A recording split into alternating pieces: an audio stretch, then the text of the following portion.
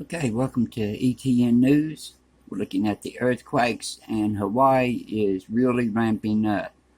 You can see down through here toward the slump. You can see the slump here. We've been having activity out this way along the shelf, following the shelf.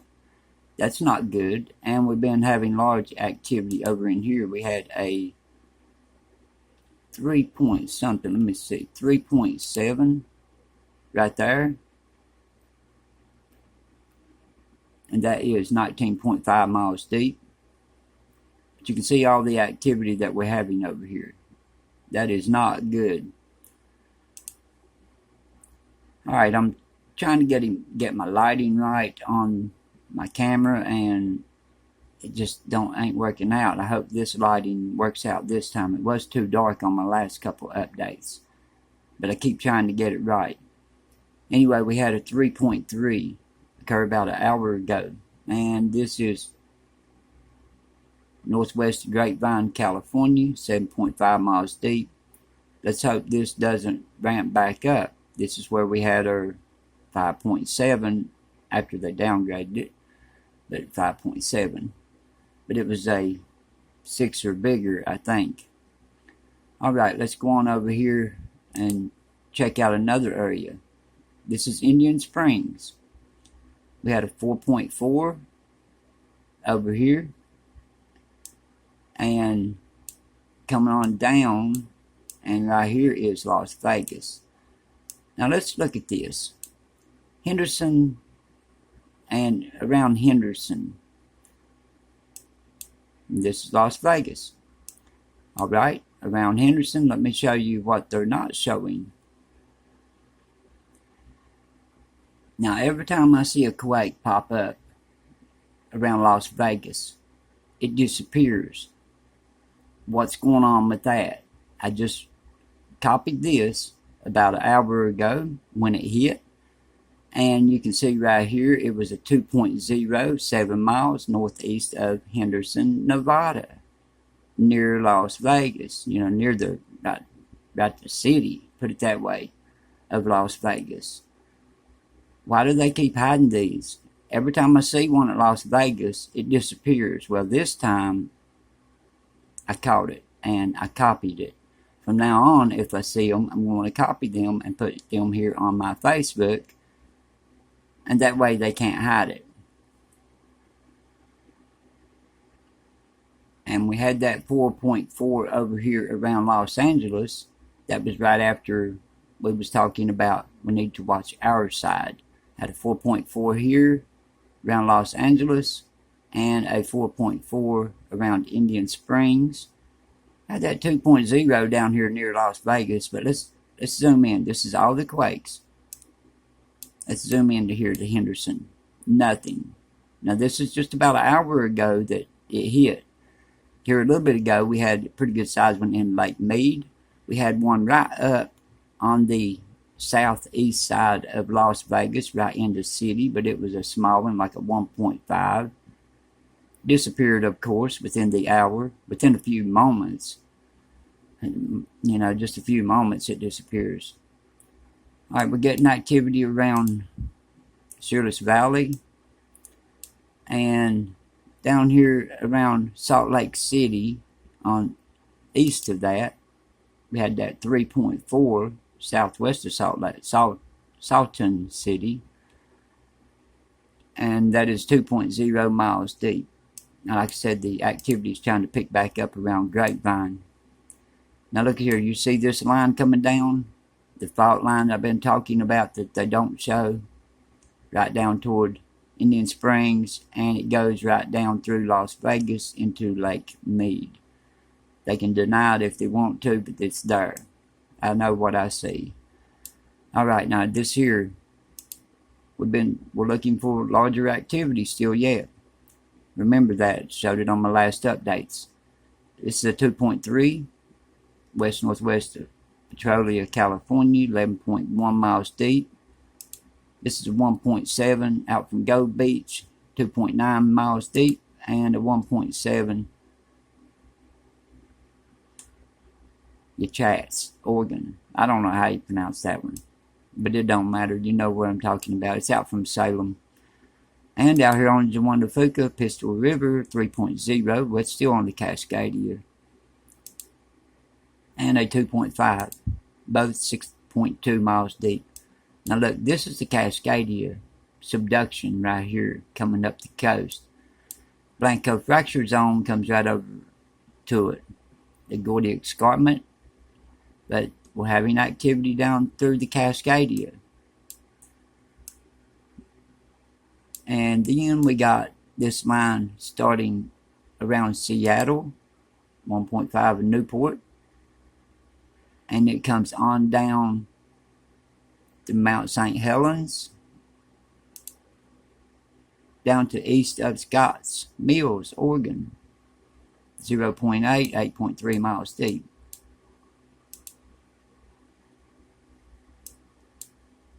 Okay, let's see what else we have here.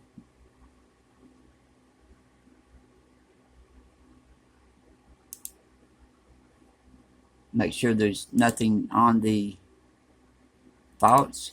On these faults we've been looking at, like the Garlock.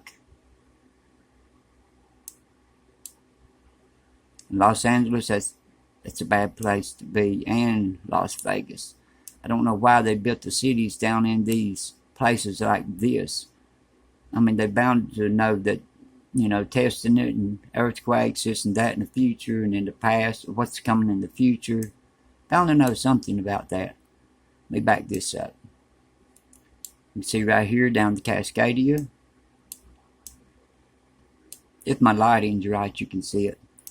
On the new major seismic zone, 1.2 south of Ridgely, Tennessee, 3.4 miles deep, and up here north of Ohio, northwest of Lakeline, Ohio, 3.1 miles deep. That's a 1.8 earthquake. And we had one over here, over from New York, yesterday, small one. This is what Canada is reporting, 2.5, Pistol River, okay, 3.0 Pistol River. I don't think it showed the 2.5 on the USGS. And a 3.5 Canada, west of Tofino, British Columbia. That's the beginning of the Cascadia. So that's another sign. Cascadia is moving. You wouldn't get earthquakes if it wasn't moving. North Yukon Territory, Canada, 3.8, 15 hours ago. Alright, the 2.5s and greater. That's something how they're removing quakes like Los Angeles and places. So if you live in a big city and you feel jars and nothing's reported, you know what's going on. It's just not being reported. But it is there. And, they make you think that you're crazy. Feeling things. No, you're not. Now look at this one here. Let me go over here and check this. 318 miles deep. It's a 4.1 Fiji. And then we got a 4.8. That's 35.3 miles. Kermadec Islands in New Zealand. But this one here, 318.1 miles deep. We're still getting deep activity over here. And check this out. Indonesia, 5.0s. 5.0, 10.8 miles deep. 5.0, 9.1 miles deep. That's close to 10 miles. And a 5.0, 21.2 miles deep. 3 5.0s. And on the sides, we got a 5.8 on that end and a 4.6 on this end. So 4.8, 5.6, and all 5s. We got to watch this area, especially around Japan, places that's vulnerable, which, with this moving, it's the Pacific plate, it's given like a twist with the bottom end up, top end going this way, bottom end going this way. North America going up and over an angle, the continents. So we could have quite a bit of trouble out of this. And cocoa plates, I still see a little bit of pressure down here. And let's see what it's got. I didn't get to show it yesterday. We had one here No, it's out here. Yeah, I did show it too. But then we had this one, the 4.9. But this one here was a 5.4. It's off the main fault line. You know, we got another fault over here, or you wouldn't have an earthquake if there isn't a fault line for it to have an earthquake. Alright, let's check something else. Here's the hurricane coming up through here, category 2. It's going to go into a category 3. And that is Friday at 8 a.m.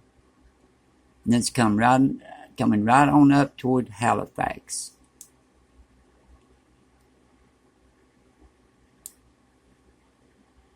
And the Bermuda. It's going to be coming across the Bermuda Islands at category 2. And it should hit like, I want to say it's 8 a.m. on this part. So, right here's the island. So about 8 a.m. it should be hitting the island. At 105 miles per hour.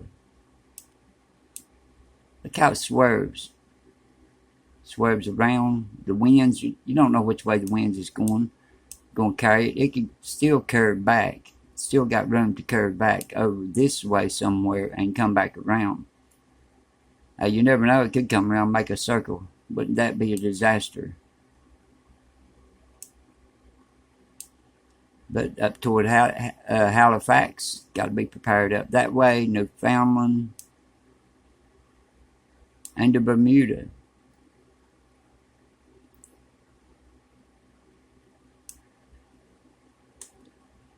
And make sure there's nothing over here. Well, these are coming this way now. Wind direction has changed over this way. It was going that way. So it could easily be done on the East Coast too, to change the wind pattern. Got this 90 mile per hour, and then we got them heading out this way. 2 of those. There's one up under this one. So that one would be heading over toward Alaska if it don't go up toward Russia or somewhere. Okay, I'll see you on the next updates.